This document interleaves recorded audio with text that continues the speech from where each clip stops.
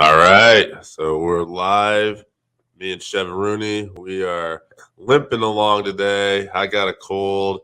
Chevy's got a new work schedule, but goddamn, we're not gonna not give you an episode. That's right. We're here for you guys.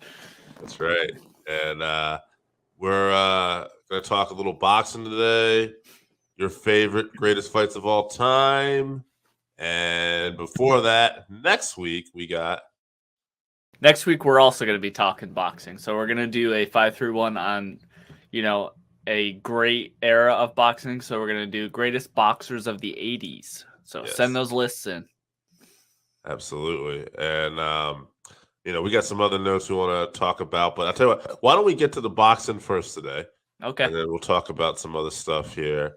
Do you have any lists besides... I didn't. I just got my own. I was busy. Couldn't get any lists from anyone.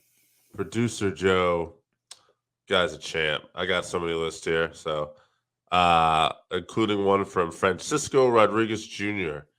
He's got Chavez versus Taylor. A fight you're going to see on a lot of lists. Hagler versus Hearns. Vargas versus Trinidad. Pacquiao versus Marquez 4, and Carreras versus Castillo 1. I think we're gonna have a hard time with this list.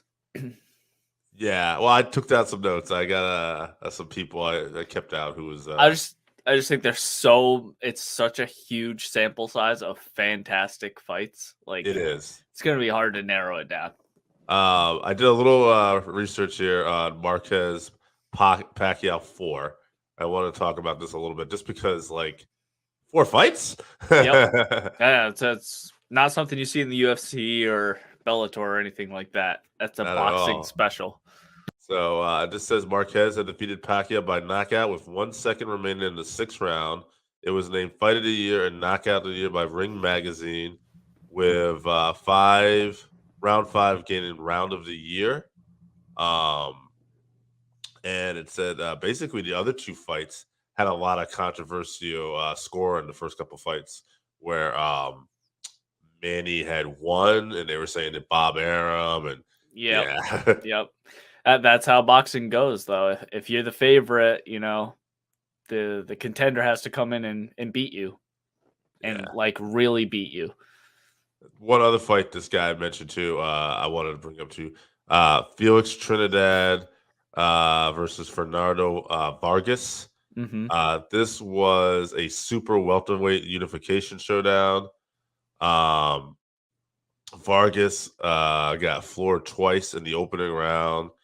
He was sent to the canvas himself in the 4th battle, and then Trinidad basically battled back to knock out Vargas in the 12th, and he claimed his 39th straight win, unifying the belts. So,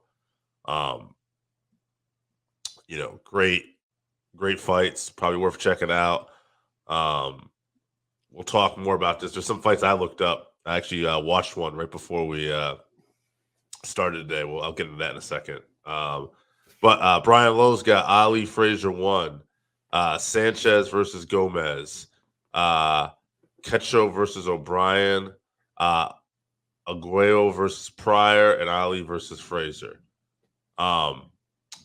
Aaron Pryor versus Alexis Aguayo.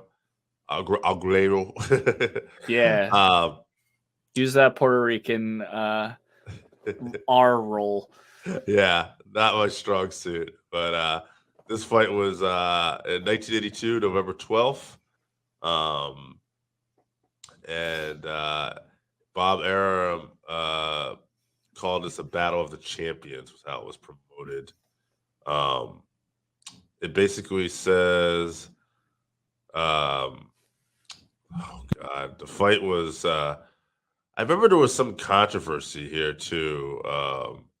This was in Brazil, I want to say. Oh, yeah. And Aguayo got the decision, but I think a lot of people thought Pryor won the fight. But it was a hell of a fight, nonetheless. Brazilian Boxing Commission.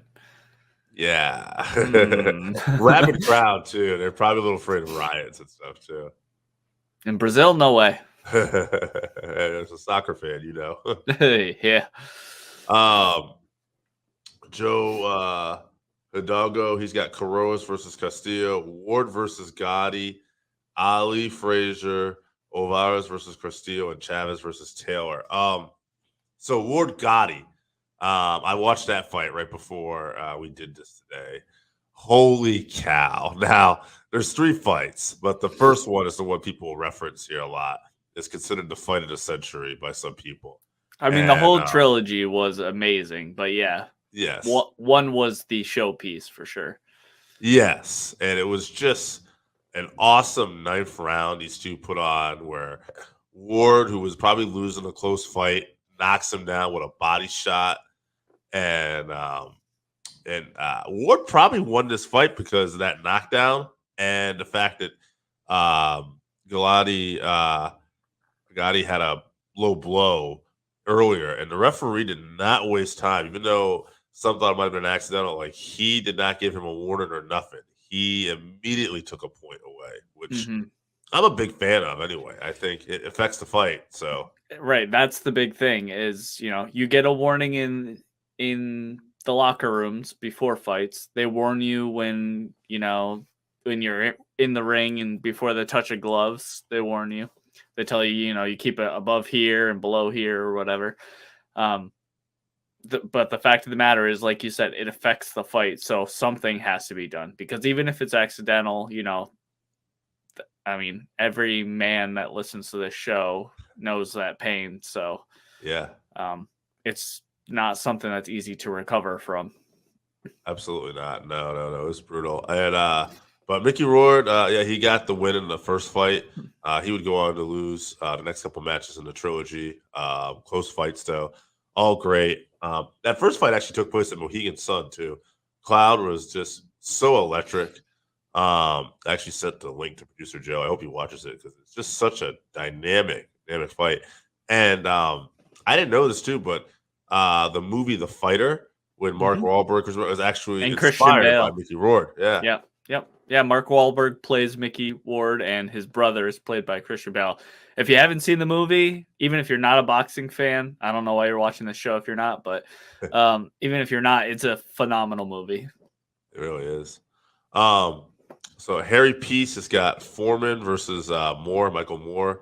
Hagler and Hearns again is another fight that comes up. I cannot make out the writing here. It'll say Vol versus Hay. Creed versus Balboa 1. And Great fight. Holyfield versus Hardy. There's a few people that are sneaking in some Rocky references here. Like this next guy, Aaron Maxon wrote Piper versus Mr. T, WrestleMania 2. Piper versus Bagwell, Bass at the Beach 99. Butterbean versus Bart Gunn, WrestleMania 15. That one actually was a real fight. Butterbean knocked him out in 10 seconds. Whoops. Johnny B. Bad versus Flamingo, Clash of Champions 21. And this one might have been a real fight too. This was celebrity boxing. Joey Buttafuoco versus China. Yeah. Yeah. I remember hearing that was a thing. Yeah, celebrity boxing. We should bring that back, Yeah. But like, sad celebrities, not like Jake Paul celebrities, Yeah, I think that's kind of funny because I was gonna say I think we have celebrity boxing now. Yeah. Yeah, and then we got Kevin Carter here. He's got Hearns, Hagler. He's got 2-4. He's got Ward versus Gotti, the trilogy. He's got all 3 fights, and then Whitaker McGirt 2. Like Pernell Whitaker? I don't know that fight. Yeah, that's what. Yeah, I'm assuming it's Pernell Whitaker. Yeah, Sweet Pea. That's right. Joey Butchamovic. He's got Gotti versus Ward. That might cover 3 of them all right here. Ali versus Frazier. Ali versus Foreman. Maybe not just the boxing, but also the historical impact. Early Tyson fights, just the raw power and skill. Not too much strategy involved, I'd have to say, but Roy had a better than great fight that I'm not thinking of. Okay. Roy Jones? Yeah. Roy Jones had a lot of great fights. I don't know if I agree with that Tyson assessment as far as not a lot of skill. It seems like a silly style. He has that like peekaboo where he's just Right. ducking down and bobbing, but I mean his timing was very good.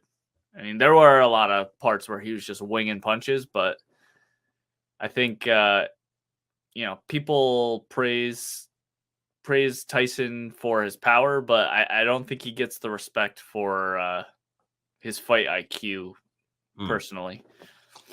So we got Randy Osgood in the comments who gave us some fights here. Ali versus Frazier. Ali versus Frazier. I think he means to throw him a no. He has Rumble in the Jungle. That would have been Ali Foreman. Ward versus Gotti 1. Leonard versus Duran. Tyson Holyfield Fury versus Wilder 3.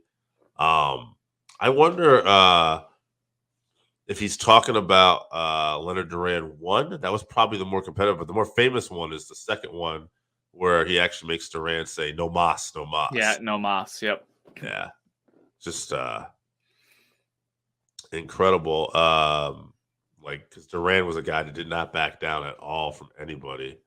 Randy, late on the list. That's all just right. On time, Randy. Just on time. Exactly.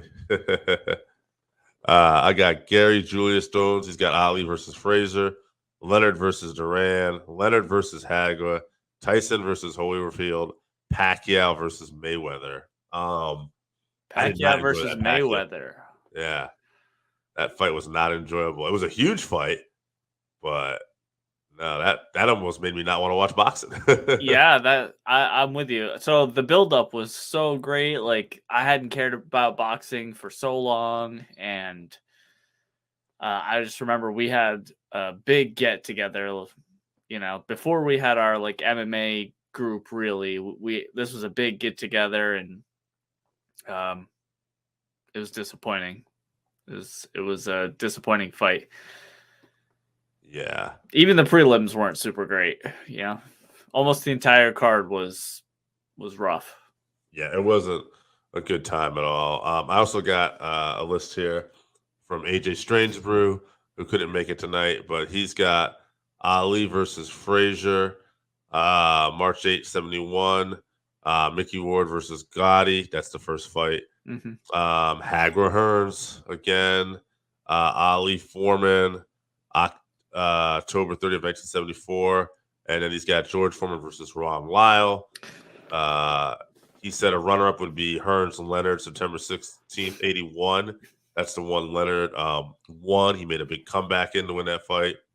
Man, that AJ Foreman versus Lyle is worth watching if you haven't seen it. I have. It's excellent. Man, that AJ Strangebrew coming through with a very good list. Once we get to my list, you'll see we had a lot of similar thoughts on fights. So shout out to AJ. Well, we got a couple more here. We got Scott from Voluntown.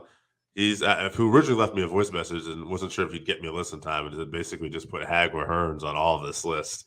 But he got back to me. He's got Tommy Hearns and Hagler. He's got Ali Frazier 3, throw Manila. Mickey Ward versus Gotti, fight of the century. Foreman versus Lyle, and then of course Rocky Balboa and Apollo Creed. Yeah. It was an expensive fight. Going back to Pacquiao Mayweather. Yeah, I think it was like $100. Yeah, for the pay-per-view.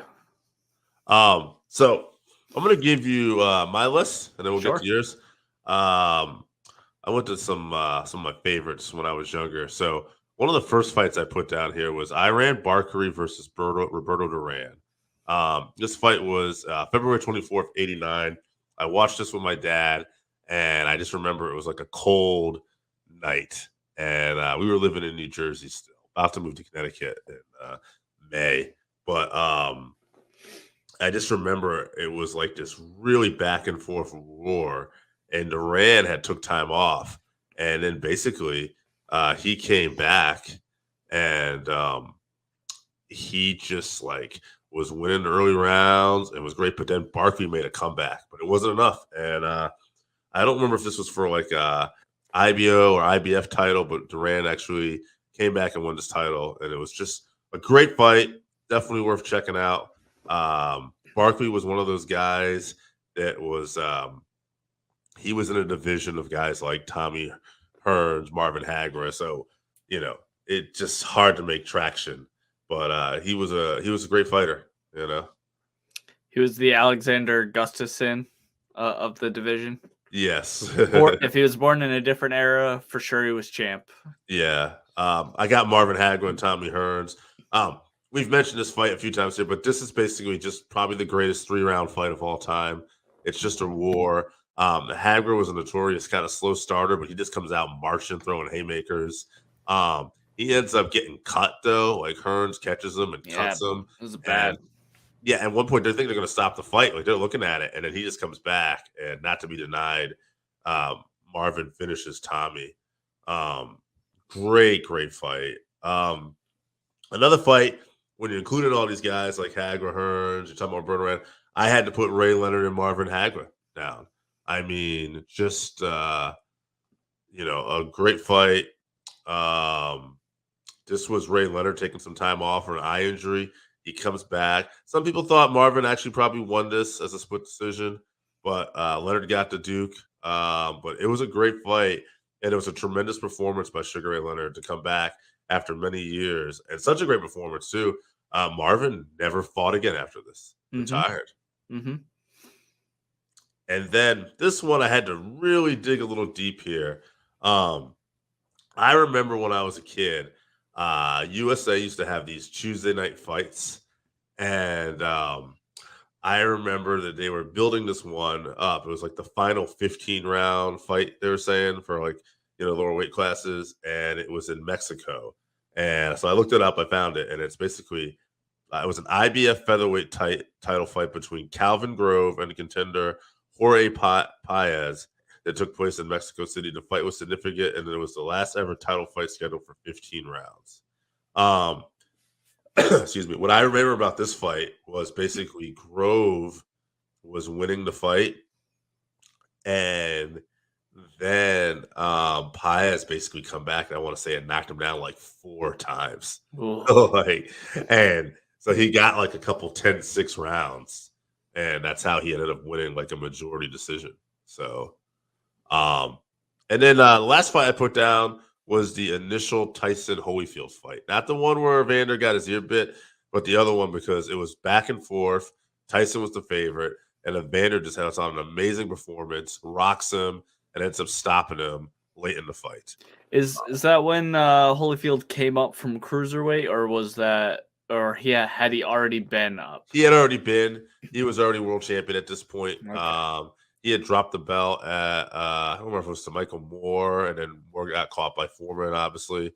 But yeah, Holyfield actually, besides Ali, I think with this fight, it was the first time he became a 3-time world heavyweight champion in boxing.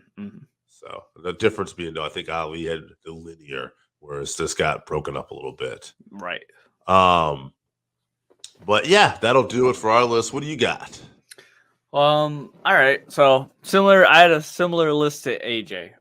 You want to do Randy Osgood's question first? Any fights we're looking forward to this year? As far as boxing goes, man, I don't know. What's I'm thinking I would like to see a rematch of Teofimo Lopez and Lomachenko. We talked about this a little bit on, I think it was the last episode, but that's a big one I'd like to see. There's been man, I don't want to be the guy that's interested in all the Carney fights on this show, but there's been a lot of back and forth between Tyson Fury and Francis Ngannou. Yeah. I'd like to see that one. It's interesting. Yeah, I mean, think the build-up would be great too. Ngannou's got such crazy punching power, but I just feel like he's going to be so outclassed with the footwork. Absolutely, and stamina. I mean, if he doesn't knock him out in the first 3 rounds, he has got no chance. And one more thing before we get to this too, Randy's got another question here. It's does the venue make the boxing fight? I don't know necessarily it makes it, but it don't hurt it. Like when I'm watching that Gotti Ward fight before here, one of the things was that Mohegan Sun crowd was electric, and so a great crowd can really just intensify everything. It's a great garnish. Mm-hmm. Yeah, as long as they don't do dumb ideas like have their fights outside when it rains or something like that. So, I mean, quit doing that shit. But And yeah, woo! Madison Square Garden, can't beat fights there. Even in the UFC, that it was a huge deal to bring MMA to Madison Square Garden. Yeah. Yeah, I think it makes a difference. I mean, you could still have great fights in arenas you never heard of, obviously, but I would imagine it probably helps to hype fighters up. Absolutely. All right. So my list. So I have coming in at number 5 for me. I have Ali versus Frazier 1. So both fighters were undefeated at the time because Ali was just coming out of prison. He was in prison for 3.5 years because of his whatever your thoughts are on his draft dodging or whatever you want to call it, his protest. And then I had number 4. I had Ali versus Foreman, the Rumble in the Jungle. Yes. So I like that one. Ali was a 4-1 underdog in that fight, and then he ended up KOing him in the 8th. So that was a good one. And then Foreman versus Lyle, we talked about. If you haven't seen that fight, you should go watch it for sure. And then top 2, I have Hagler Hearns as my number 2. And I'm going to go with Ward and Gotti for number 1. That was a big fight for me. You mentioned this for one of your fights, but I remember watching that fight. I think it was 2002. I watched that fight with my father. So I just remember, being real excited and him being real excited. And that 9th round was absolutely amazing. So there's something about watching boxings with dads, like when you're growing up. It's a good feeling. It's like one of the first things you connect with on like a level, where you're both men kind of thing. That's how it felt to me anyway. No, same. Like my dad loved boxing when I was younger, and we definitely shared that. But all right, so let's pick a top 3. Ward Gotti and Hagler Hearns automatically are going to be here. I'm looking at, I think Ali Frazier 1 was in a lot of. Yeah, I had Ali Frazier 3 in a lot too here, I thought. So yeah, both of those. So maybe I'd probably go with Thrilla and Manila. I think that was on more lists. Yeah, so we'll throw that on in there. Now, when we're talking about historical significance, obviously Frazier Ali kind of jumps off the page. But it's not all about that. I mean, you gotta look at the excitement of the fight. Ward Gotti is just tremendous back and forth action. I think I like Hagler Hearns a little bit here, though, because it has a little bit of both of that. Because Hearns and Hagler were such major names in their time. Plus, the fight is just so unique. And if you look at Ali Frazier, I think he gets stopped in the final round. Like he doesn't come out for the 15th round. And if you look at Ward Gotti, it goes 10 rounds. But like that, Hagler Hearns fight only goes 3. I'll tell you why I agree with you. So, I'm gonna agree that we're gonna go with what was the most exciting fights. So that narrows it down to Gotti Ward or Hagler Hearns for me. Gotti Ward wasn't for a belt, and then Hagler Hearns, he just came out so strong and so aggressive to start a championship fight. I think, that's what puts it over the edge for me. And then the finish was obviously really good too, because in that 3rd round, Hagler was getting pieced up a little bit. And then he, just kept coming forward and chased down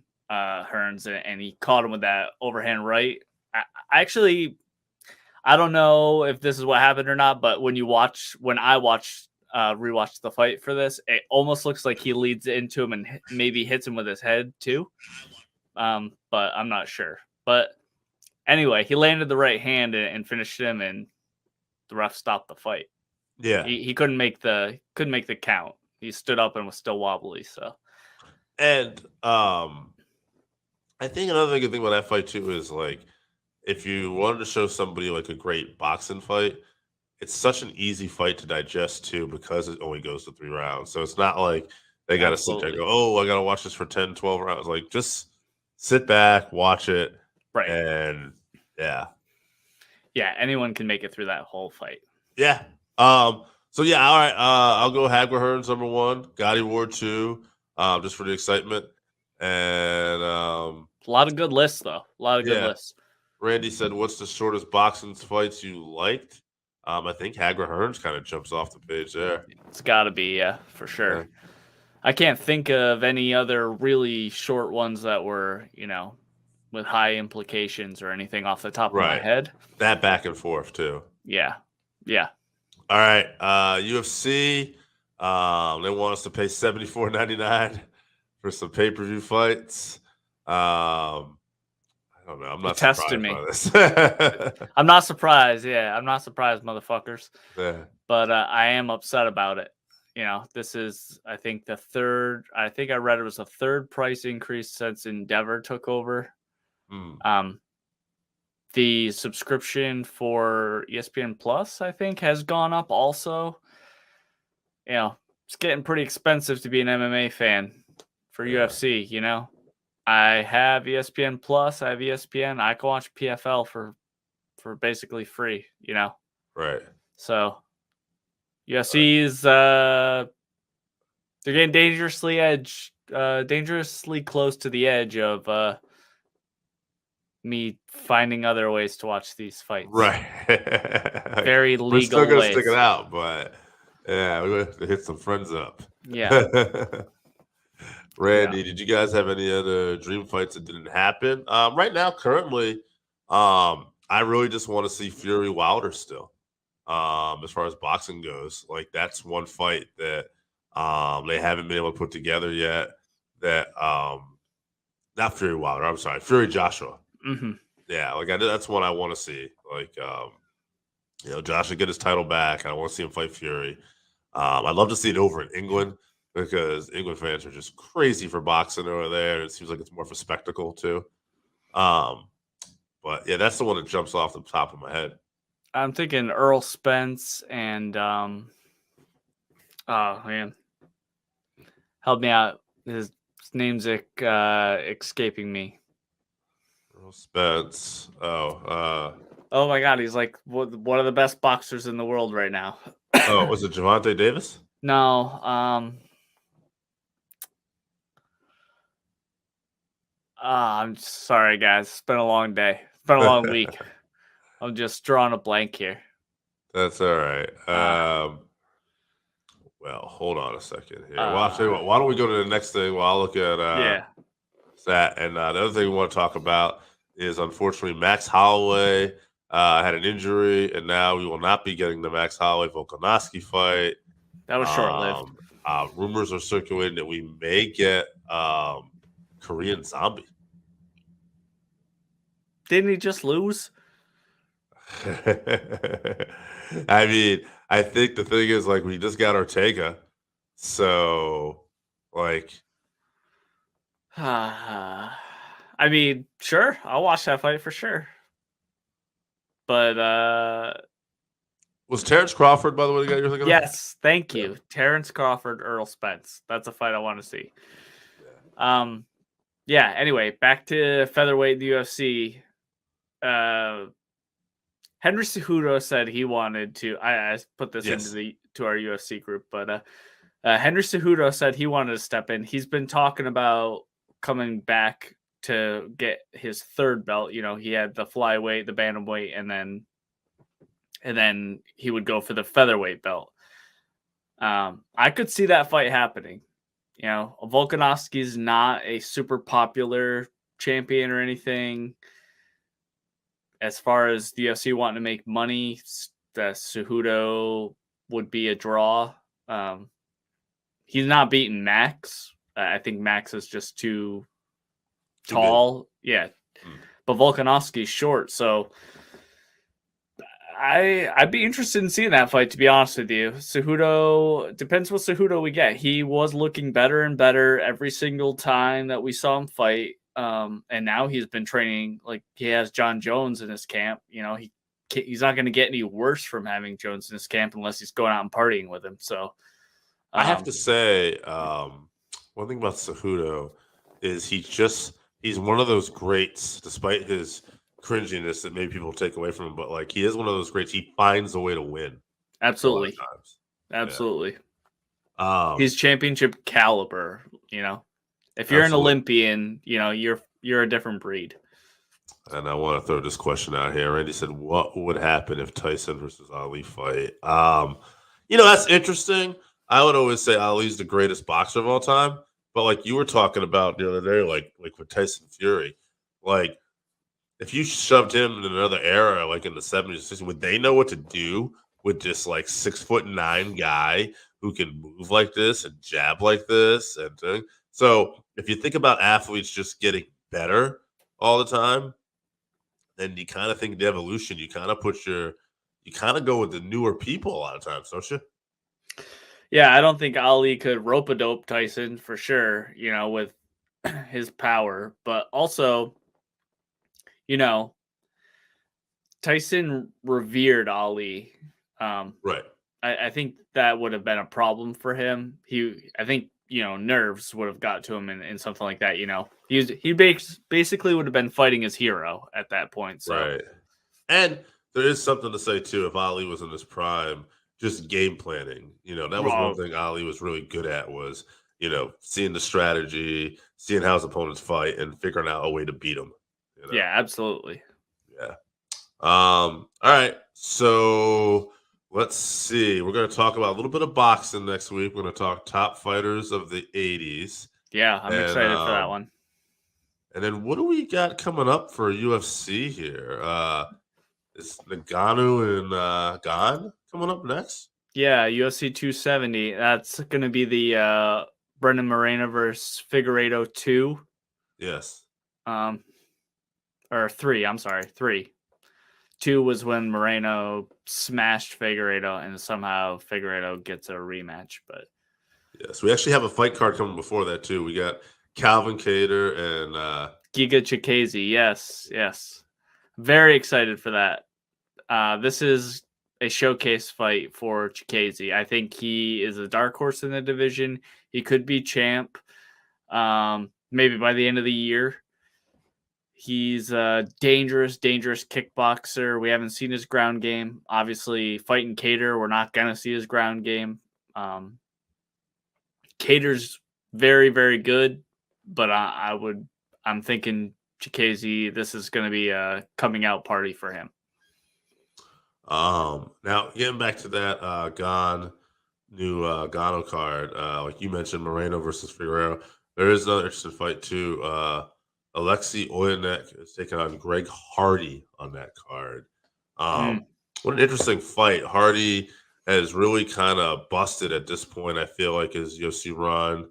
That being said, Oyunek always seems to like win fights you don't expect him to, but this seems like a bad matchup for Alexei. Like, I agree. Hardy's explosive and young and powerful. Yeah, Alexei just is like the Tin Man out there. He's old, weathered, slow. I just see him getting knocked out. But if he gets his hands on Greg and can somehow not, Hardy's so explosive. I think, he could explode out of most things that Alexei tries to put on him. But if it goes to the ground and Alexei gets on top of him or starts hugging him, he's going to sleep because he has no technical way to get out of anything. No, I don't know. Yes, one that has definitely been the big weak link with this guy is his cardio and his ground game. Absolutely. Yeah. But in the meantime, next week, we'll be talking about greatest boxers of the 80s. That's right. Get those lists in. That's right. And I think that'll do it for this week, guys. We limped along, man. I'm a little sick. Chevy's got a new job, but we're going to get control of this, and we'll be back with more exciting fight talk. That's right. We are live, baby. I'm laughing because I think somebody might be ready to join us here pretty soon. But Chevy, how we doing? Episode 30, by the way. 30, nice. Yeah. Flying by. I can't believe it. Yeah. Well, we're gonna be talking top boxers of the 80s today. And me and you also realize there's a UFC card this weekend. So we're just gonna talk about the main event. But why don't you tell the good people what we got in the next few weeks? All right. So coming up on the 22nd, we're going to be previewing UFC 270. That's Ngannou versus Gane. Or Gan, and maybe Ngannou's last UFC fight. We'll see. And then on the 29th, we're going to go back to our boxing with best boxers of the 90s. So start thinking about those lists. And then February 5th, we're going to be previewing UFC Fight Night, Jack Hermanson versus Sean Strickland. So that should also be a good fight. Yeah, I'm excited. All right, man. We got a lot of lists. So let's just get right to this. I'm going to start off with my man, Randy Osgood. By the way, people, I'm sick. I'm a little raspberry. Macho Man Randy Savage style here today. So if my voice gives out on me, I tried my best. But I will make sure to get two of our favorite people that like to send this list all the times. First, Randy Osgood. He's got Mike Tyson, Sugar Ray Leonard, Marvin Hagler, Larry Holmes, Aaron Pryor. Chevy, I'm going to tell you right now, you're going to see, as we call them, the four kings, Leonard, Hagler, Hearns, Duran on a lot of these lists, plus Mike Tyson. Now, this one didn't have, it had Larry Holmes. Larry Holmes was kind of almost like that right next to him guy on this list. Mm-hmm. I actually kept track and got some numbers this week. So, my next list, go a little out of order, but our boy Scott from Voluntown, he's got Sugar Ray Leonard, Marvin Hagler, Tommy Hearns, Roberto Duran, Mike Tyson. And now we'll go to all these boxing's lists that producer Joe was nice enough to get for me this weekend. So a lot of Ray Leonard, Hagler, Hearns, Tyson. Look, we'll just read off a couple first, and we'll talk about some of these guys. Angelo Batista, he's got Mike Tyson, Sweet Pea, which is Pernell Whitaker, Marvin Hagler, Tommy Hearns, Sugar Ray Leonard, and Roberto Duran. And then I got Mark Joyce. Never mind this guy. He asked why there's so much hate. He said, where's Muhammad? If he's talking about Ali, I'm thinking it's because Ali only, I think, fought to about maybe 81. So, yeah. So let me read another person's list here. Daniel Phillips. He's got JCC. I'm going to say that's Julio Cesar Chavez. Sweet Pea, Sugar Ray, B-Hop. I'm going to assume that's Bernard Hopkins. Oh, B-Hop. Okay. And Butterbean. That's a list right there. All right. Yeah, it's a list. I like that one. Butterbean made a list there. So like in preparation of this, I was looking at some stuff like that Sugar Ray Leonard had done, and he was one of the four kings, and I think a little bit more than more successful ones. This is some of his professional accomplishments. NABF welterweight championship, WCB welterweight championship victory over Wilfred Benitez, 15 rounds, TKO. So he TKO'd him at round 15. And we got another championship welterweight over Roberto Duran. That was the No Mas, right? Right. And then we got a WBA junior middleweight championship, a name I'm not familiar with, Ayub Kalu. We got another welterweight championship over Tommy Hitman Hearns. A middleweight championship over Marvelous Marvin Hagler. That was like fight of the year and upset of the year by Ring Magazine, a lot of magazine publications. Then he went on in 1989 and became the super middleweight champion over Donnie Lalonde, and that was also for the light heavyweight championship. So, welterweight, super middleweight, light heavyweight. I mean, I think he won titles in 5 divisions. Yeah. Yeah. So I mean, boxing, the divisions are like every 3 pounds. So for all of our listeners that are, mostly in MMA, it's not quite as impressive as going from, featherweight to light heavyweight, but yeah. It's something else. It is a big deal. Yeah. His amateur credentials too.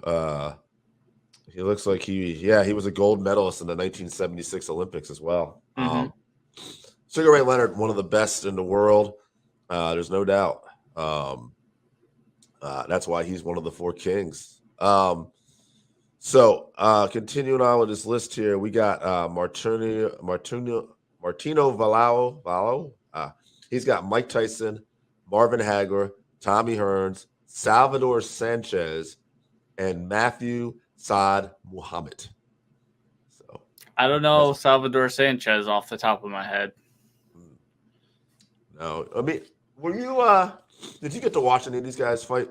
Yeah, I watched a few fights when I was doing the research. Yeah, I mean, I was born in '89, so I didn't watch any of these fights when they happened, but I've rewatched them. Yeah, because when we were talking last week, I could tell you saw Gotti Ward, and like that seemed like kind of where you were watching boxing at that point. Fair? Yeah, the late '90s, early 2000s. Yeah. We got Robert McDevitt. He's got Hopkins, Leonard Hearns, Duran Hagler, Marco Montez. He's got the 4 Kings and Tyson. Ian Brown's got Larry Holmes, Hagler, Hearns, Duran, Ray Leonard. We got another list here: Ronnie Ruggiero, Tyson, Ray Leonard, Hearns, Duran, Hagler. It's just a common theme with these lists. And I got in the comments here my boy Randy saying, let's go Chevy and Dave, you guys are the best. And also say he gave us an interesting list. You did, Randy, and I read it at the top of the show, so if you missed it, I'm sorry, pal, but we started off with you. Yeah, number 1 fan, number 1 list. Catch the replay, son. Oh man. So I'm realizing I wrote down how many people wrote us these lists, so it's getting a little redundant. I don't want to it's a lot of 4 Kings. Yeah, I don't want to skip a lot of these people, but I also feel like it's just repetitive for me to keep reading these over and over again. So some people might not get credit this week. So sorry, guys. We'll figure out a format. Thank you, Randy. I hope I feel better too. We're going to get through it. Chevy, why don't you read me your list? All right. So coming in at number 5, I was glad to hear somebody else also had this gentleman, Sweet Pea Pernell Whitaker. So I had him. He was the 1989 Boxer of the Year by Ring Magazine. His style was, he had this very defensive style, but unlike Floyd Mayweather, he was going forward and he was just super slick with his head movement and his footwork. He didn't shell up like Floyd, but I would say after Floyd, he's maybe the greatest defensive boxer that I can think of. He is a Hall of Fame inductee. Actually, all my boxers that I picked are in the Hall of Fame. So nice. He was number 5 for me. Then we talked a lot about this guy last week too, but Marvin Hagler. So, his fight style is like power and pressure and durability. I think he only got knocked down once in his entire career, which is amazing for, the way that he fought. Number 3, I had Julio Cesar Chavez. His record was 107, 3-2 with 86 knockouts. So hold on, I wrote this down somewhere. He won 89 fights before his first loss, and his first draw was against Pernell Whitaker after 87 wins in a row. He's a Mexican boxing legend. He's like a god in Mexico, as he should be. He's amazing. But Wish we could say the same about his son, who got knocked out by Anderson Silva last year. So, then number 2, I picked Mike Tyson in the 80s. So we're talking about the 80s. So Mike Tyson was 37-0 with 33 knockouts in the 80s. So this was his, prime, before he started getting real crazy and doing a bunch of blow and whatever else he was doing outside the ring. Biting people. So obviously is a cultural icon and everything, but in the 80s he was a boxing phenomenon. Number 1 would be Sugar Ray Leonard for me. Just his style. He had that like slick, smooth, like elusive style with lots of like very precise punching. Had a lot of exciting fights. He was one of the 4 kings. I don't know what else we could say about him. We already talked a bunch at the top, but that was my list. Yeah, and to answer Sean's question in the comments or his statement, Shamrock, about most of these guys being before or after the 80s. I think there were a few people that were after the 80s on some of these lists, but for the most part, Hagler, Hearns, Leonard, Duran, most of their majority fights happened in the 80s. Leonard and Hagler fought like in 87, and that was after No Mas too. It's interesting. I grew up watching Sugar Ray Leonard. That was like my introduction into boxing.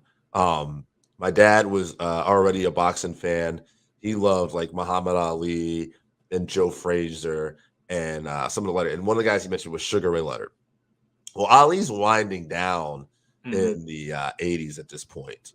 And I start watching Ray Leonard. Leonard's not winding down, though. Like, he's picking up steam. He's winning all these crazy fights. And then I remember hearing as a kid he had an eye injury and he took time off. And I thought, he kind of disappeared. And then he had this big fight with Marvin Hagler come up. And, like, I just remember being so excited. And it was probably the first time as a young person getting that big fight feel, like just getting super excited about this potential fight. And then I remember everybody saying what an underdog he was against Marvin. So I was just super excited. He won this fight, and I thought that was so cool. Now, going back and watching the fight years later, I can see why Hagler was pissed and thought he won the fight. That being said, it was a great fight, real back and forth, but I thought Hagler had done enough to win the fight. I just feel like there's Sean Shamrock in the comments here. I just feel like so much longer ago. I was born in 81 and didn't see boxing into the early 90s. I think that's a fair thing. And I think that's like when Chevy's talking. Like, Chevy's born in 89. So he's not seeing that. You're a little younger. I was born 76. So I have like these early memories of some of these guys. And but even me, like, I don't remember No Mas. I kind of remember hearing about that. I remember Ray Leonard and Marvin Hagler. And I remember Marvin Hagler and Tommy Hearns.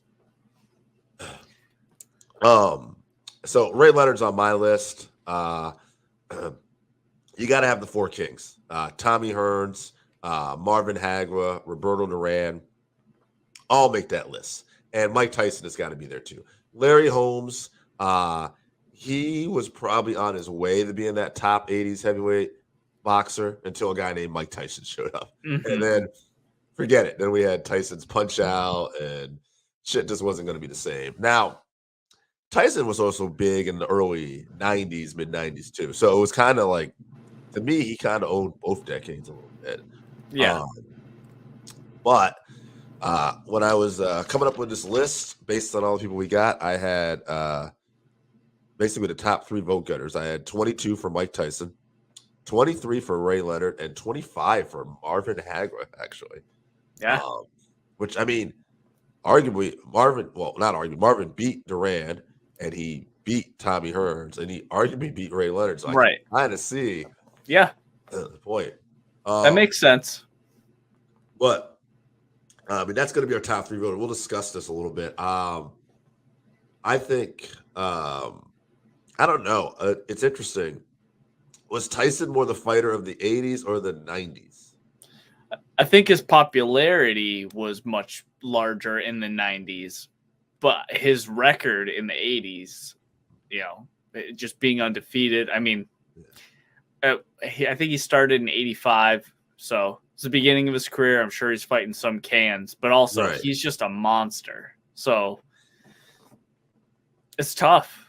I mean, I feel like Tyson's going to get the fighter of the 90s possibly when we do this. Yeah. So, I like, I respected people who voted Hagler here, and I understand that. But to me, I don't know. I think Ray Leonard was the guy. I mean, ultimately, he did get his hand raised, and maybe I don't know if Hagler didn't go off and retire, and I understand why he probably did, but if he had it, maybe it'd be a different story. But in my eyes, Ray Leonard's kind of the man. I'm right there with you. Like as soon as we talked about this, this 80s topic, my first thought was Sugar Ray Leonard. Yeah. So I'm not surprised that he was on so many lists. I could see, like you said, people wanting to go with Hagler because, he arguably won that fight. But I think overall in the 80s, you just have to go with Sugar Ray. Yeah, I'm going to go with Ray. I'm going to give Tyson the silver just because he was such a cultural icon. And we'll give Hagler the bronze. But runner-up, Tommy Hearns. And then probably Larry Holmes got a little more votes than Roberto Duran. Mm-hmm. But, I mean, it's a great topic. This was really just a rich history in boxing. And I think it's one of those eras you could go back and just watch, and you're going to see some good fights. Yeah, this was the next era after that, the golden era, the heavyweight golden era of boxing, and then we get another era coming in the 90s, which, we'll talk about at the end of the month. But right now, big UFC fight this weekend, main event. Why don't you tell us a little bit about that? What's going on? We got Giga Chikadze is fighting Calvin Kattar. So he has like kickboxing championships. I don't remember how many fights he has in the UFC, but it's, maybe 5 or so. He's very dangerous on the feet. No one's really been able to take him down and hold him down, so we're not sure what his ground game looks like, but he's really good with his feet, and I think that personally that I think is going to give him the edge over Kattar. Kattar is so boxing heavy with his attack. I see him getting leg kicked a lot, which hurts his footwork, and then possibly finished via head kick. Some, spinning wheel kick or hook kick or something flashy. I don't feel like Kattar's going to be the kind of guy that takes him to the ground either. No, I don't even know if I've ever seen him attempt to take down. No, but he is all heart too. So after watching him take that beating from Max, hopefully he doesn't take another one like that. But yeah. I could possibly see it going the distance just because he's so tough also. Yeah, that's the one thing. Kattar hasn't fought since that fight, right? No, I don't believe so. Yeah, so that's good. He took off about a year. Yeah. He needed it. Yeah. Yeah, I remember Dana was super, I want this kid going to the hospital, and I don't want us taking any chances. Yeah, one of the few times you see Dana like super concerned like that. Right. Well, it's not good for business if a fighter dies after a fight. So no, it's not. I'm sure it's not any genuine concern, but yeah. And Randy asking us, that's why the Rocky movie is so popular. I think he's referring to what we're talking about, the fights in the 80s. I would say not only that, the first Rocky movie came out in like 76, I believe. Mm-hmm. So a lot of that also was based on like guys like Muhammad Ali and Rocky Marciano. There's just a rich history in boxing. You got to remember, not until like the mid 90s we had our first like UFC card. I think UFC 1 was like 96 or something like that, right? Or I think it was 92, maybe. 92? I think it was a little bit earlier than that. Yeah. Okay. Maybe you're right. I can't remember now. I can't either. Top of my head, but So it was a long time ago. Was my point was boxing. Boxing's been around since the beginning of the 1900s. Maybe I don't know. It's like like boxing is such a rich history, and that's why you find movies like Rocky were so successful because people were just drawn to guys like Muhammad Ali, and Muhammad Ali really turned the sport on its ass too. I mean, he was the guy I think that really put a tremendous amount of focus on the sport of boxing. Right, his showmanship, helped build fights, which then helped get people to watch them, and then his fighting style kept people watching. Which guys like Floyd Mayweather, Conor McGregor, so many people have copied since. And Ali, little known fact, got that from I believe it was Gorgeous George in professional wrestling. He saw professional wrestling. It all comes back to it, baby. It all comes back to the entertainment. You got to know how to sell. Right. Yeah, it's important. Yeah. So, I'm gonna agree with you this week. Because Cater's not really a wrestler. I don't think he's gonna be able to get it done. I'll say it goes the distance though, just because he's such a badass. And I hope he doesn't take too much punishment in the process. But other than that, I think this week I do want to get your comments on. It was just made official before we started recording this. The Korean Zombie will be taking on Volkanovski now. I like him, and stranger things have happened, but I don't know. I don't think he gets it done here. I'm not sure. So I think last week I said he was coming off a loss, which is inaccurate. He fought Dan Ige, I think in November? It was near the end of the year. But he was saying, I read today that he had a shoulder injury where he tore all sorts of stuff in his shoulder. And the nature of like those types of injuries, I'm not sure how he's going to be able to fight. I would imagine you're out for almost a year with injuries where you're tearing all the tendons and ligaments in your shoulder. So I don't think that's going to help him at all. He's tough. I don't see him getting knocked out by Volkanovski, but I think Volkanovski just has more ways to win. We talked about Cejudo last week and how he just has that winning mentality. Well, I think Volkanovski has some of that as well, and I think he'll just do whatever he has to do to win, whether it's wrestling, or whether it's heavy leg kicks, or just trying to knock out the zombie because the zombie's going to walk into punches. So we'll see. So Randy Meza, it's actually funny. This is a good segue because as we were recording, guy who wants to be on the boxing but hasn't really worked out yet, who's not as big an MMA fan but loves the boxing, our own AJ Strangeru just messaged me, Covington Masvidal, UFC 272. March. Yep, March 5th. Randy's talking about in the comments. So, all right, screw it. Let's bring this up because people are already buzzing about this one. I like Kobe. I think Masvidal, you can never underestimate. He might hit you with a flying knee. He's got amazing striking, but I think Kobe's just such a constant machine, and he's got a good chin. He's durable.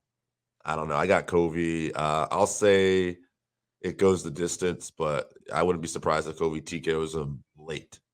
I don't see him TKOing Masvidal. I meant because I know you, but I do want to clarify that. Maybe he's got him down and he's hitting him, and they stop it. Yeah. Right? He's not in danger of being knocked out, but he's just taking punishment, so they stop it. I got you. Yeah. I'm thinking that this fight's going to be very similar to the Usman Masvidal, the first fight, where Colby's just going to pressure him so much to smother him so that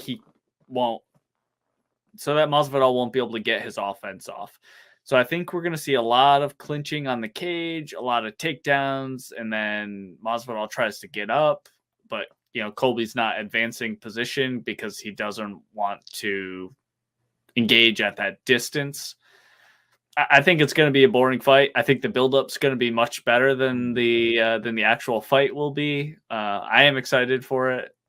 I'm not even sure who I want to win that fight. I'm not a giant Colby fan, Right. but I'm not sure. I kind of like both guys. I'm not sure. Yeah, Colby really earned my respect in that last fight with Usman. Right. It's obviously all an act or whatever, the same way that you appreciate heels in pro wrestling. That's exactly what he's doing. Is it kind of shitty and annoying? Yeah. It's not super funny or original or anything, but he's trying to do something and it's working. I can't fault the guy for trying to get paid. So it is interesting that they used to be like training partners. So, I mean, this was at least a year ago that they haven't been at this point. So we'll see what each fighter has learned in that time and see if they can do anything different, surprise their opponent. But I'm excited for the fight. Yeah, absolutely. This should be good. I think you're right. There's going to be a great trash talk to lead up to it. Mm-hmm.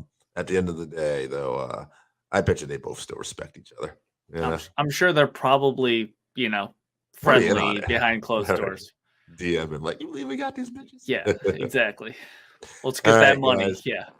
My voice is giving out on me, unfortunately. So, Chevy, why don't you hit them what we got coming up one more time, and we'll get out of here.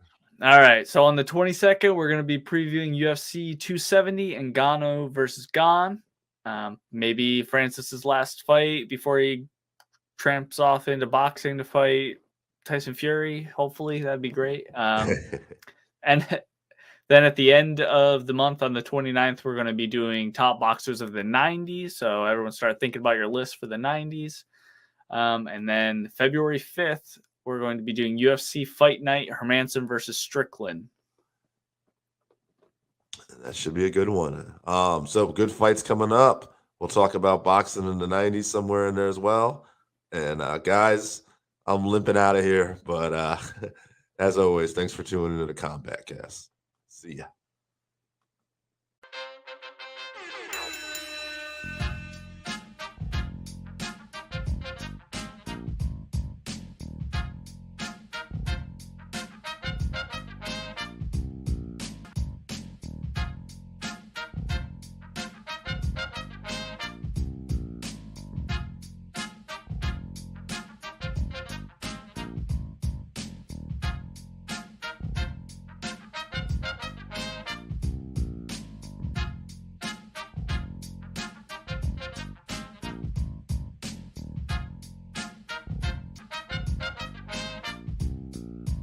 We are live, baby. So, Chevy Rooney, I'm feeling a little better.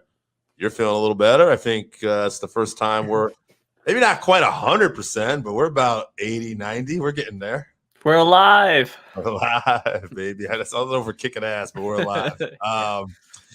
So before we get started, I mean, we're just going to basically be talking some UFC 270 this weekend. But why don't you tell everybody what we got in that schedule? All right, so next week, January 29th, we're going to be doing best boxers of the 90s. So get those lists in for that. It's another good era of boxing. So, and then February 5th, we're going to be talking about UFC Fight Night, Hermansson versus Strickland. It's going to be a fireworks fight, I think.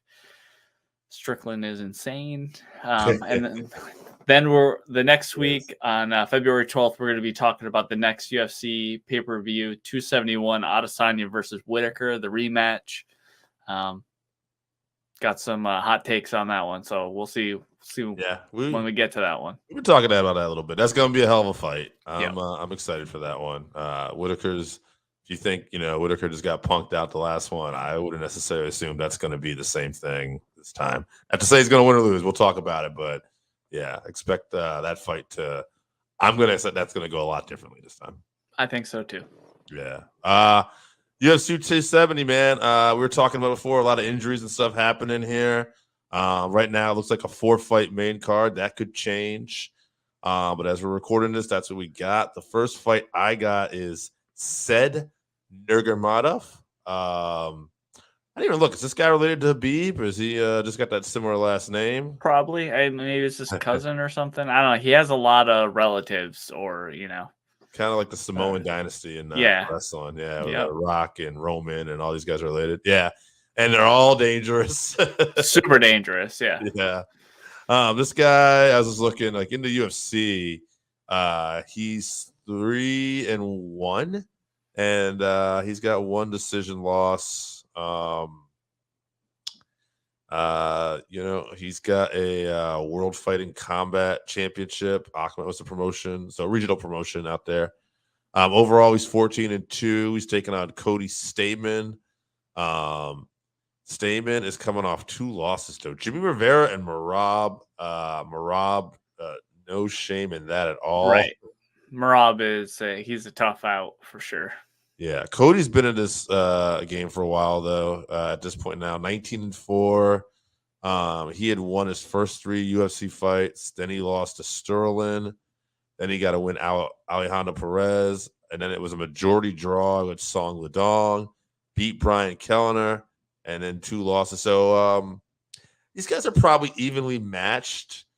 I don't know what you're looking for here. I just think based off the fact I've seen Stamen before, but I don't know. It seems like he's a little susceptible to wrestling sometimes, and guy's got the last name Nurmagomedov. So I don't know. I'm just gonna take a guess here. I think said Nurmagomedov by decision. What do you got going on this one? Nurmagomedov has a varied attack. His finishes. He has submissions. He has knockouts. He has decisions. So he can go the distance. I'm just gonna go with him. Cody's kind of fallen on hard times. I think, like you said, it's 2 wins in his last 6. So 2 wins, 3 losses, and a draw, majority draw. So, hopefully he can pick himself up and get this win. But I'm gonna go with Nurmagomedov. Okay, by decision. Yeah, I think we're gonna agree on that. We'll see. We'll see what happens. Great opportunity for these guys to be on the undercard of the heavyweight championship of the world. So, and first UFC, you have pay-per-view in a while now. Feels like forever anyway. Without, it's been a few weeks. Yeah, we're starving. Andre Fialho. I hope I'm saying that right. He's Portuguese. Joe's probably like listening to this. I have no idea. I can't help you out with that one. Yeah, when he edits this. He's taking on Michel Pereira. This guy is 14-3. He's making his UFC debut. He's got 4 wins, all within the last year, and all finishes, it appeared to be. So he's going to get to step up against Pereira. Now, Pereira, on the other hand, he's 26-11-2, so far more fights. He's on a 3-fight win streak. He's got wins over Nico Price and Chaos Williams. Mm-hmm. So his competition's pretty good. He had a couple early struggles in the UFC, mainly because he's a little wild, a little crazy. This guy super wild. This guy will do cartwheels in the middle of a fight. This guy will do capoeira kicks. He tried to do a backflip onto Nico Price while he was gonna like moonsault him while he was on the ground. So, insane. This guy tries to bring. Yeah, this guy tries to bring professional wrestling and stuff you would see in a video game in an actual MMA fight. This should be entertaining. I think if nothing else, we'll see. The gentleman's name again is Andre. Yeah, he's got quite an opponent for his first fight out. We'll see how he does. Based on big fight experience, I'm going to have to go with Pereira. He's just got experience overall too. I'll say Pereira gets it done. This guy's got this is his first octagon fight too. I think he's gonna bring it though, based on his last 4 fights. And I just think they're gonna bring it. So my guess is if they're both gonna bring it, I like Pereira. I like a finish. I'm gonna go round 1.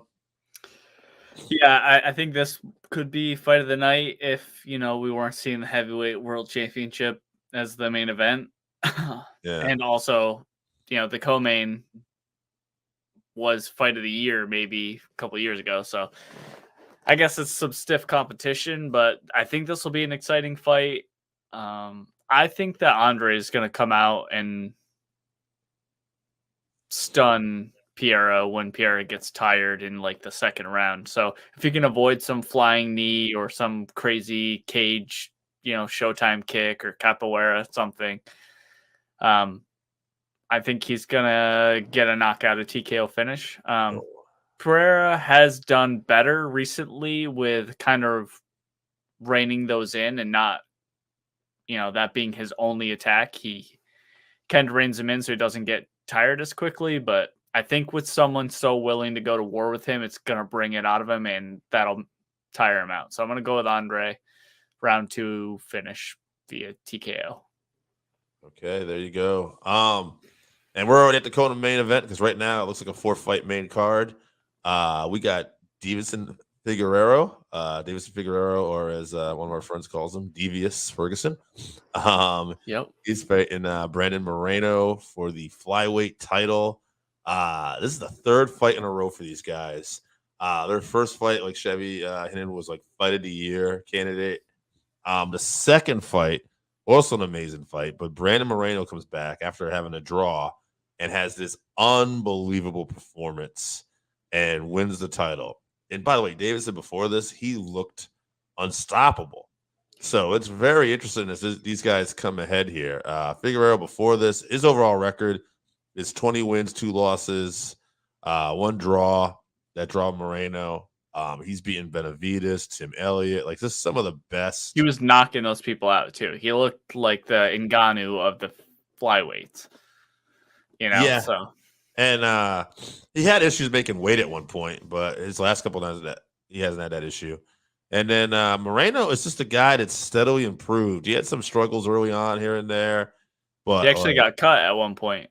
Yeah, and man, he just he came back to the UFC. Looks like he had a draw. Then he beat Kai France, Formiga, Brandon Royal, and I think when he fought Figueroa, I think it was somebody we liked, but we didn't think, oh, this guy can beat Figueroa. And then they had to draw, and it was like so close, and we wanted to see it again. But if you remember, there was like a low blow or something in that fight too, where there was a point deduction. Mm-hmm. So we're like, oh, Brandon was probably even lucky to get that draw, even though it was great. And then bam, he comes out like a man possessed in that last fight. I cannot stress this enough. I'll even send this message to producer Joe, who might watch this with us this weekend, right? And Joe, this is for you and any other fan. If you're a casual and you're going to watch this should be a fucking insane fight. Like, it's high skill. These guys are quick. They're never going to get tired. They never get tired. They're going to wrestle. They're going to brawl. They're going to constantly be moving. They're going to be looking for submissions. If you want to show somebody just a great technical aspect of MMA, this is the fight you show them. This should be outstanding. Moreno has made such improvements in that last fight, and he continues to make these incredible improvements. I can't bet against him right now. I'm going to say he wins it. I'm not going to say he gets to finish necessarily. I could see it because he's making his kind of crazy improvements, but Davison Figueroa is so good. I'm going to say it's a 5-round war and Moreno wins it. If we see the same Moreno that we saw in that second fight, I think he's going to choke him out even sooner than he did in the last fight. I'm going to say he's going to catch him in some sort of scramble. Say 2nd round submission for Moreno. So with that being said, I think Figueiredo was leaning so much on his power before because he had just been knocking everyone out. I think he realized that, Brandon wasn't just going to get knocked out with that one punch power that he has. So maybe you see a slightly different game plan. He comes in, he's not just throwing all power punches. Yeah, you could see something different. I think he would do better, but I'm still going to go with Moreno round 2 submission just because he looked like a world beater for sure. He looked like he deserves to be the champ. Okay. Now we are at the main event already. Randy Osga asking in the comments, Will we see a knockout in the main event? Randy, I'm going to answer that before I even tell you who I think is going to win. Yes, we will see a knockout. I don't think this is going to decision. So Cyril Gane, let's start off with him, the challenger. 13-0 Muay Thai record. 10-0 as an MMA fighter.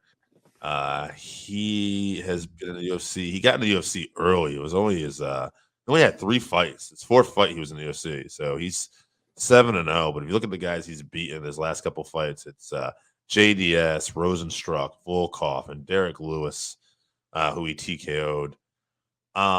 And a former training partner of Francis too, so he has inside information on Francis. Yeah, this guy's super talented. He's super talented and very technical for a heavyweight, and I think that's going to play a factor. But my God, Francis Ngannou, like probably the greatest power puncher of all time in MMA, arguably. This guy knocks out Stipe Miocic his last fight. That was round 2. Then it's Rosenstruck, Dos Santos, Velasquez, Curtis Blades, all 1-round knockouts, some of them like 30 seconds. Insane power.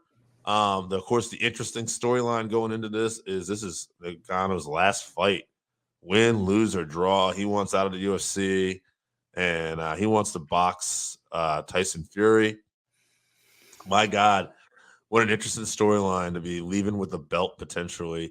And he's got the tools to do it because he's got what I believe it's Freddie Roach likes to call the eraser.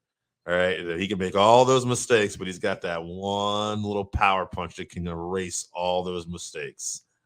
Okay. So that being said, knowing what they bring to the table, that ungodly power to me makes Francis the favorite. But I'm going to contradict myself, and I'm going to go with Cyril Gane because I think Gane, unlike a lot of his other opponents, is smart enough to try to avoid that. And I shouldn't say as smart, skilled enough. And he'll have a different game plan than a lot of these other guys will. So we'll see. But the last Francis was also used in wrestling and stuff during that fight with Stipe. God, man. All right, fuck it. I talked myself out of it. I got to go with Francis. I'll go Francis.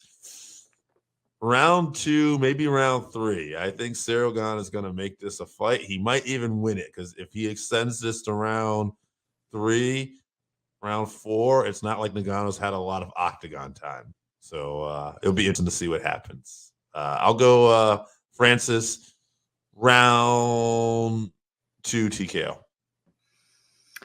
Valid points with Gane's probably. I mean, not probably. He is the most technical heavyweight on the roster for sure.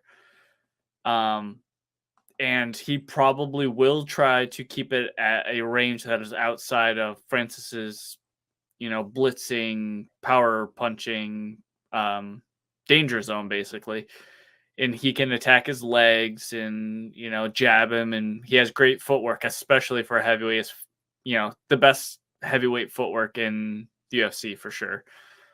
I haven't seen Francis working with Usman like he was before the Stipe fights, on social media or anything. So I don't know if he's going to be trying to implement that wrestling. I actually think that would be a detriment to him because Gane is actually capable on the ground. So if they get in a scramble on the ground, it's possible that Gane locks up another knee bar or something. So I think Francis is going to try to keep it standing. I think is this fight at the Apex? Do we know? If it's at the Apex, I'm definitely going with Francis. That tiny octagon, Cyril's not going to be able to get away. It's a good point, man. He's going to cut them off, and they're so big that it's 2 steps and you're to the other side of the octagon. So I think he just catches him in the first round. He's going to be aggressive in the first round. If it doesn't work, maybe he, goes to a more mild game plan later on in the fight and tries to pick his shots. But I think in the beginning, he's going to try to blitz him. It's not. Where is it at? It's Hondo Center, Anaheim, California. Anaheim. Okay. So it will be a slightly bigger octagon. So, I'm still going to go with Francis round 1. Knocks him out. Leaves the UFC with the belt. Goes into boxing. Gets knocked out by Tyson Fury. Although, to your point, the UFC 260 where he won the title was at the Apex. Mm-hmm. So it is interesting. Nowhere to run in that tiny Apex octagon. Yeah, we'll see. You know what? Just to disagree, so we'll have a little bit of I think we've only disagreed on one fight. I will take Gane. I'm going to backtrack. I'm going to go Gane. I say he gets to finish round 4. I guarantee the UFC does not want Francis to win this. They don't want him to win the belt or keep the belt and then leave, because I don't think they really have any chance to keep him at this point, unless they want to pay him way more than they're paying any other fighter minus Conor. Yeah, so they weren't going to put this in Apex. They're going to try to do any little thing they can. So we didn't talk about this before, but I don't know the exact date, but I'm pretty sure that Khabib's promotion is also going to be fighting soon. So we'll have to look into that, but I'm pretty sure it's going to be free. It's just an app you download and you get to watch it for free. So I would definitely be interested in watching Khabib's promotion. See, there'll be no ring girls, so that might be different, but we'll see. Some questions in the comments here. Randy Oscar, screw job finish. Randy, if they can, they will. I don't know if they can. Does Francis leave with the belt? Well, Chevy's saying he will. I'm saying he won't, but I think we both know there's a real high risk that does happen. Is there any truth to Mike Tyson versus Jake Paul? I don't know. Who knows? More on that. Who knows? Yeah, we'll have to wait and see. And do we think there'll be a UFC show in Connecticut or Rhode Island? I hope so. There was a UFC show at Foxwoods. I think it was like 2014. That was the last one. I just don't think the arenas are big enough in Connecticut at this point. Yeah. I mean, they could do something at Mohegan or Foxwoods, but Bellator seems to have the lock on Mohegan. And they've only done that one Foxwoods cards in 8 years, so there's got to be a reason for that. I wouldn't be familiar why, but it doesn't look like we're going to get a lot of stuff here. And is the top boxers of the 90s list next? Yes, Randy, we said that at the beginning of the show. That will be next week. We'll be talking top boxers, but of the 90s. But before we get out of here, Amanda Nunes leaving her team. ATT. Yeah. Very interesting when somebody does this, especially coming after a big loss, and she wants to start her own team. So I don't hate on her for this, but I definitely wonder if this is like a good decision. So I'll get your opinion on this. I'll just ask you this too. So rematch with Pena, and now she's not going to have her team. She's going to start her own team. How you feel going into this fight now? Has it changed your mind at all? Yes. So, are any of the coaches coming with her? You know, these are some things that I need to know first. Like, you know, is Dean Thomas going to be continuing to work with her? You know, is she still going to be seeing what training partners is she going to have now? I'm thinking more from a business point of view. I'm thinking maybe she's just trying to start a new team before she retires while she still has name value, so she can build something to, you know, some form of income when she is retired, because what's she going to do after this? You know, she doesn't make enough money where that's, you know, where she doesn't have to think about that because this is the UFC. So not many people get that Ronda Rousey money. Yeah, exactly. So I think that she just wants to set herself up for, you know, to continue to make money after she retires. So hopefully she can get the training partner she needs and stuff like that, and, you know, the proper training. But this definitely puts a seed of doubt in my mind of whether or not she's going to be able to beat Pena in a rematch. Yeah. I mean, to me that was a little bit there anyway, but I would have favored Nunes still. But yeah, now this kind of gives it a little more of a switch. Not necessarily that still can't rule out Amanda Nunes ever, but it definitely makes you wonder a little more. It's almost like if you're lining up the check marks, like, oh, there's another one for Pena right now. So right. I am more intrigued now in this fight. It's like, because here's another question, right? You give me more questions, and now I'm excited. Like, okay, what's going to happen here? The ATT is a very large team, so maybe she thought she wasn't getting the proper like one-on-one. I know a lot of people complain about that at those big teams, that they're not, you're not the main person that all the training is getting focused on and everything. Look you would think, being the women's, GOAT, that she would be getting all the training and attention that she thinks she needs, but maybe that was, I don't know why she left, but that is a possible reason. So yeah, I mean, at the end of the day, like, a lot of, like, look at these camps too, like Trevor Whitman and Justin Gaethje and Rose Namajunas and Usman. Like, that's just it. He's concentrating on like 3 fighters, right? And it was only just one for a while, and now it's 3, and the other 2 have kind of worked with each other to make each other even better. So it's really smart. It's really strategic how they do it, and yeah. So I get it. It's a real team, when you're that small and you can all work together, and there is enough focus for everyone. But when you get to ATT, they have 100 fighters or however many. Right. There's no way that you're getting to work with the top. Mikey Brown does not get to work with every single one of those fighters for all their fights. So you get great facilities and access to great training partners, but not the best, one-on-one with your coaches, I would assume. So yeah, it might be, like you said, more of a business idea. That's what I would lean towards. This is a setup for her retirement. Yeah. We shall see. Randy asking in the comments, are fighters frustrated with the UFC?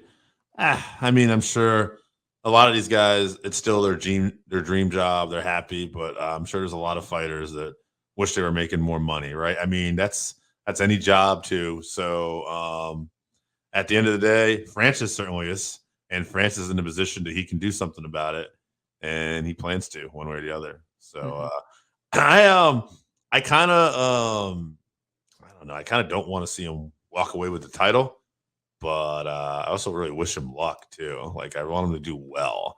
I can't see him beating like Tyson Fury, but man, even if he was just getting his ass whipped and just caught him or something and shocked the world, like, to a better guy, it couldn't happen. Francis really is a good dude for everything I've seen. So I wish him nothing but the best, even though he's scary, and he always struck me as the guy who might actually kill somebody in the UFC. Yeah. I wish him luck. All right, Chevy, anything else you want to talk about, or you want to hit us what's coming up next?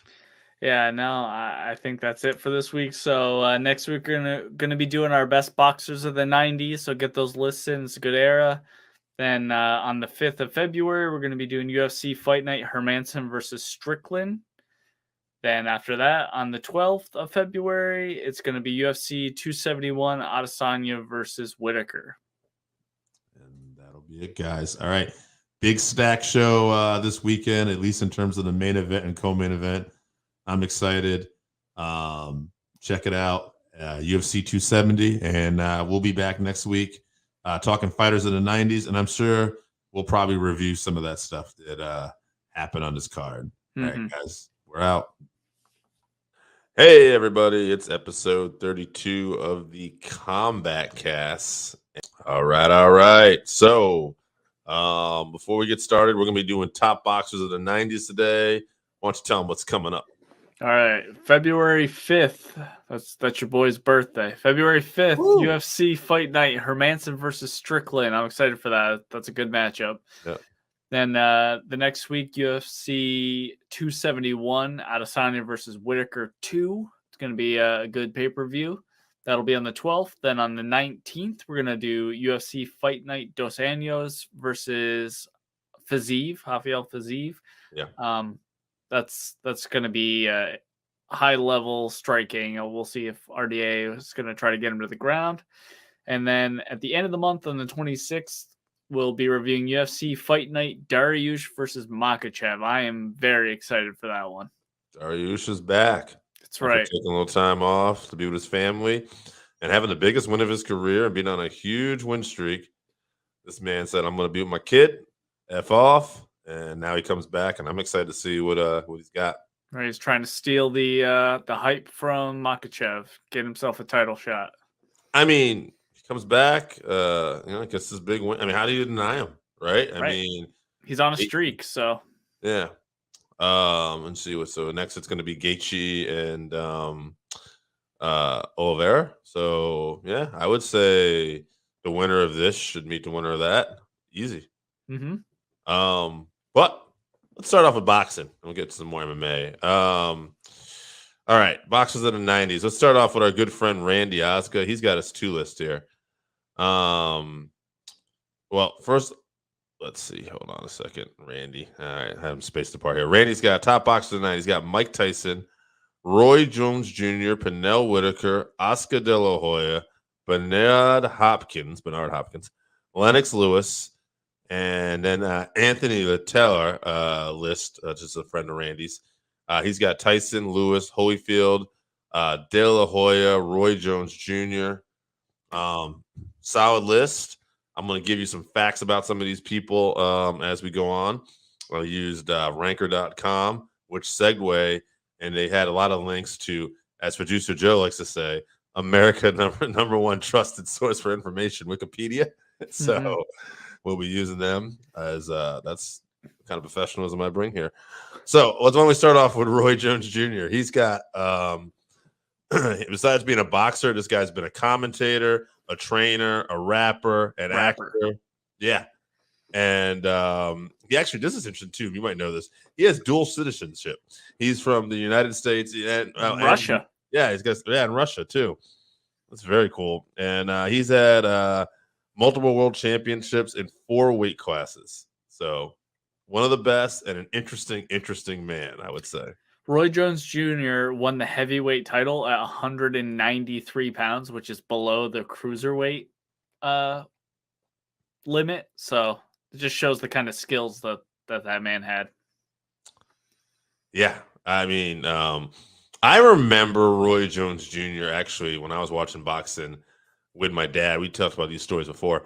And I remember him in the Olympics as a prospect. And I remember he was killing people and he got the silver, but he was completely robbed of the gold. Like he beat the hell out of this guy from Korea and they did not give him the decision. Coincidentally, Korea was where the Olympics was being held that year. Host nation. Yeah, and boxing's corrupt as fuck. Also, the Olympics are corrupt as fuck. They are, yes. And I think the Koreans were not doing well with the gold as much as they had hoped that year. And wouldn't you know it, this decision mysteriously goes this guy's way. Very strange. Worked out fine for Roy Jones Jr. He did all right. He had a good career. You know what? I think he was all right. Anyway, we got Scott from Voluntown. He sent us a list. Holyfield, Lewis, Roy Jones Jr., Whitaker, and Oscar De La Hoya. I'm going to leave that De La Hoya comment there for a second because I also got AJ Strangebrew's list. He's got Mosley, Pernell Whitaker, Lennox Lewis, Felix Trinidad, Holyfield. And he also told me, and yes, I don't have De La Hoya on my list. I still believe he's one of the most overrated bumps. I don't know about all of that. Classic AJ Strangebrew. Yeah. He's got hot takes. Hot takes indeed. Oscar De La Hoya, a bum? That doesn't seem right. Let's see here. All right, producer Joe. He sent me so many lists, Chevy. And you just got yours today? Yeah. That's okay. Thank God for producer Joe. He comes in. We got Alexander Cross. He's got De La Hoya, Phoenix Trinidad, Roy Jones Jr., Nassim Hamad, and Costa Tazul. Probably saying that name wrong. AJ Lane. We got Tyson, Roy Jones Jr., Pacquiao, Lewis, Bernard Hopkins. Peyton Mato has Tyson, Trinidad, Hoya, Oscar Chico. Chico. Yeah, I don't know that one. Yeah, Oscar De La Hoya, Barrera, Pacquiao. I'm assuming it's Pacquiao. Trinidad, Miguel Cotto. That was Henry Rivera Rodriguez. Daniel Phillips as JCC. I'm going to take that as Julio Cesar Chavez. Mm-hmm. Rocky, maybe the fictional fighter. They like to throw those in there once in a while. Foreman, Mayweather, Lewis. I think one other person has Foreman will read, and I think that was just people that were kind of sentimental about George picking up the world title back in the 90s. Yeah. Great story. Yeah, for sure. Yeah. I get it, but that wasn't, I mean, he wasn't, yeah. Right. I know. He wasn't his era, yeah. Yeah, absolutely not. No. Francisco Rodriguez Jr., Savez Sr., De La Hoya, Roy Jones Jr., Marco Antonio Barrera, Mike Tyson, Adam Blackwood, Sweet Pea, that's Benel Whitaker, Chavez, Roy Jones Jr., Prince Nas, and Ben. Maybe that's Ben. I don't know. But while we're at it, let's take a little break here.